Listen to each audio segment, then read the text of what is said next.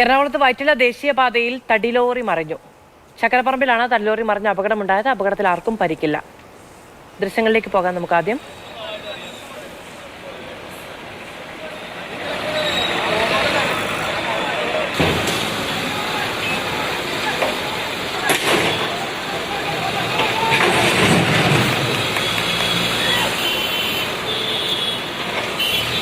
Riya baby വിവരങ്ങളുമായി ചേരുകയാണ്. റിയ, എപ്പോഴാണ് അപകടമുണ്ടായത്?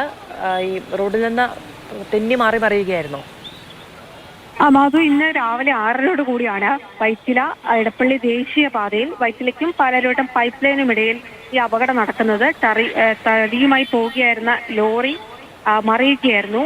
അവിടെ ഉണ്ടായിരുന്ന ആളുകൾ പറയുന്നത് ലോറിയുടെ പിൻഭാഗത്ത് തടി കെട്ടിയിരുന്ന കെട്ടഴിയുകയും അങ്ങനെ നിയന്ത്രണം നഷ്ടമായി ലോറി മറിഞ്ഞു വീഴുകയുമായിരുന്നു എന്നാണ്. എന്തായാലും വലിയ അപകടം ഒഴിവായി എന്ന് തന്നെ പറയണം. കാരണം ആ സമയമായതുകൊണ്ട് വാഹനങ്ങൾ കുറവായിരുന്നു. സാധാരണ 9 മണി 8 മണിക്ക് ശേഷമൊക്കെ ആയിരുന്നെങ്കിൽ പിന്നാലെ നിരവധി വാഹനങ്ങൾ വരും. അങ്ങനെ വലിയൊരു അപകടം ഉണ്ടാക്കാൻ സാധ്യതയുണ്ടായിരുന്നു.